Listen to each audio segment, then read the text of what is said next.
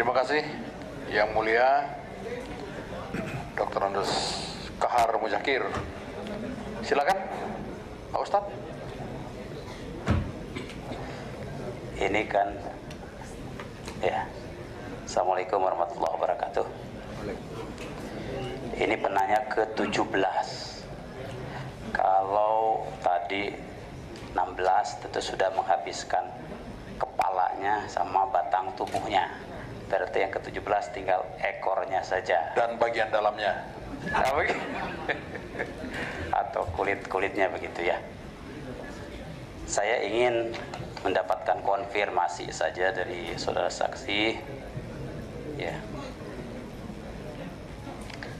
Pertemuan saudara dengan saudara SN sampai 3 kali ya. Betul Yang Mulia. Ya. Nah, barusan Yang Mulia Pak Kahar mempersoalkan sifat pertemuan itu ya. Dalam ungkapan lain adalah pertemuan itu serius atau kelakar saja.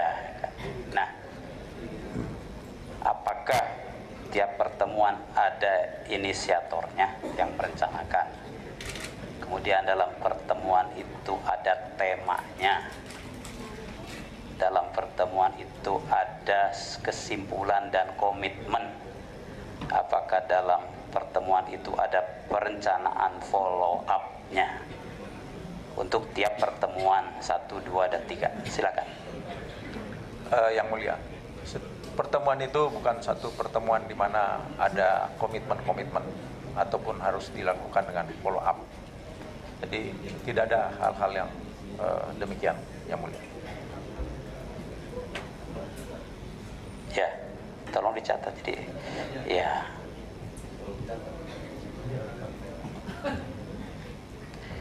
Dapatkah dikatakan itu ya pertemuan biasa-biasa saja, atau artinya ya tidak serius begitu? Silakan. Itu pertemuan biasa. Karena kalau dikategorikan pertemuan formal tentu ada yang bersifat formal, ada staf yang hadir, ada undangan resmi antar dari instansi dan sebagainya, tapi itu tidak ada. Ya. Seriuskah atau ya tidak serius ya, begitu aja, ketawa ketiwi begitu seperti yang kita dengarkan.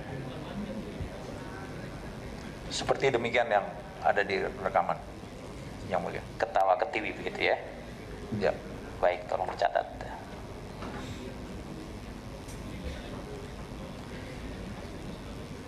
Ya, tadi di pertemuan pertama itu ada nama Pak Marzuki Darusman. Ya, kita juga udah lama dengan tokoh ini. Ingin ya direview ingatan kita. Peran Pak Marzuki Darusman ini untuk pertemuan pertama, lalu mungkin ada peran berikutnya yang menyambungkan antara Freeport ya dengan DPR, karena beliau juga mantan pimpinan DPR. Seperti apa? Yang Mulia, saya koreksi. Pertemuan pertama tidak ada hubungannya dengan Pak Marzuki Darusman. Maaf, pertemuan pertama betul. Maaf, saya teringat pada yang dimaksud pertemuan sebelumnya. Pertemuan pertama memang saya diminta oleh Pak Marzuki Darusman untuk bertemu dengan Ketua DPR. Karena dia juga berkantor di kantor kami di Freeport sebagai komisaris. Alasan Pak Marzuki Darusman meminta saudara supaya bisa bertemu dengan Bapak Ketua DPR itu apa begitu kan?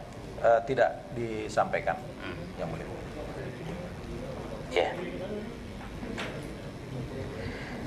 Kemudian sebelum dan sesudah 3 pertemuan itu, adakah saudara melapor, istilahnya melapor kepada Menteri ESDM sebelum dan sesudah ketiga pertemuan? Setelah pertemuan ketiga baru saya menginformasikan apa hasil pertemuan itu, antara lain bahwa ada permasalahan terkait dengan Freeport, yaitu masalah perpanjangan kontrak dan ini akan ada niatan untuk bisa diupayakan penyelesaiannya melalui Ketua DPR, dan pada saat pertemuan itu saya juga sampaikan di situ ada pengusaha MR. Itu yang saya laporkan setelah pertemuan ketiga. Pernahkah saudara Menteri SDM memberikan arahan pada saudara agar apabila ada pertemuan begitu, tolong dicatat atau seperti itulah dan nanti dilaporkan? Adakah itu? Ada ya. Itu pada pertemuan keberapa? Yang saya maksud adalah setiap yang terkait dengan Freeport itu minta dilaporkan kepada Menteri SDM. Sudah berapa kali saudara melaporkan hasil-hasil pertemuan itu? Bukan setiap pertemuan yang terkait dalam pembahasan kita hari ini. Yang saya laporkan adalah hanya setelah pertemuan yang ketiga. Selain arahan bahwa tolong nanti apa yang dibahas atau berlangsung dalam pertemuan dicatat dan dilaporkan, ada direction lain lagi? Di luar dari pertemuan yang dilakukan, pertemuan 1, 2, dan 3 juga setiap yang terkait dengan permasalahan Freeport supaya dilaporkan untuk dikoordinasikan dengan penanggung jawab sektor. Ya, saya tentu termasuk yang senang ya bahwa saudara bukan hanya mantan prajurit, tapi masih ada di dada saudara itu semangat prajurit, begitu ya. Tadi saudara sempat bikin statement bahwa PT Freeport Indonesia adalah aset kita, aset nasional kita, dan seterusnya, dan seterusnya. Itu kan statement ya. Biasanya statement itu memang untuk sebuah respon publik atau respon politis lah, begitu kan biasanya ya. Nah, tapi yang penting apa action saudara yang konsisten dengan statement itu?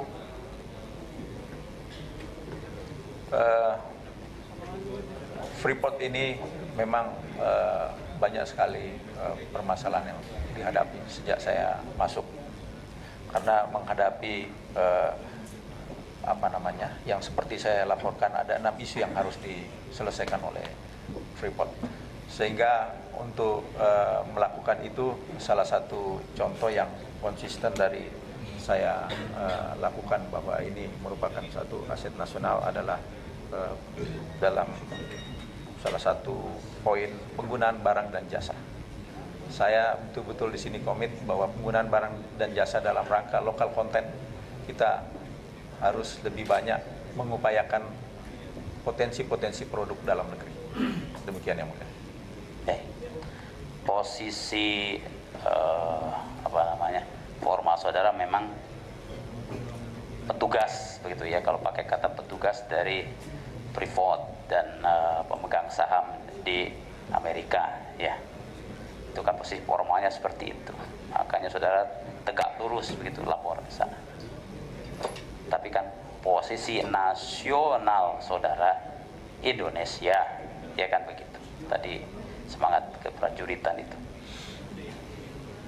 Pernahkah saudara dalam bernegosiasi ataupun rapat-rapat dengan owners, pimpinan Freeport itu menyampaikan advokasi lah begitu ya untuk kepentingan Indonesia? Yang mulia, sebagai penjelasan saya bahwa rejim kontrak karya akan berakhir dan sudah keluar Undang-Undang Nomor 4 Tahun 2009 tentang Undang-Undang Minerba. Tidak ada jalan lain, kita harus patuh pada implementasi nantinya setelah kontrak karya berakhir. Tidak bisa lagi kita menawar untuk itu, sehingga apapun juga induk perusahaan harus mengikuti aturan ataupun perundang-undangan yang berlaku di Indonesia. Itu salah satu implementasi yang pernah saya sampaikan, yang mulia. Baik, harapan saudara terhadap ya PT Freeport Indonesia ke depan itu seperti apa, atau visi saudara lah begitu kira-kira. Ke depan saya harapkan Freeport Indonesia ini tetap bisa memberikan nilai-nilai manfaat untuk bangsa dan negara dan menjadi satu perusahaan yang memiliki visi good and clean management berbasis transparansi dan akuntabilitas. Ya, tadi dipersoalkan soal motivasi, niat, ya kan. Niat itu kan ada niat yang baik, ada niat yang licik juga, maaf ya.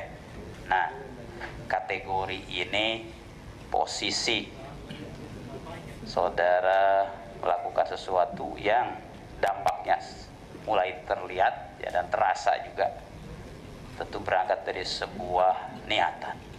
Itu niatan yang mana itu? Niat yang baik. Yang baik. Indikatornya apa? Indikatornya adalah saya harus mempertanggungjawabkan amanah yang saya punya diberikan kepada saya dan mandat ini, dan bertanggung jawab sesuai dengan integritas saya. Baik, terima kasih.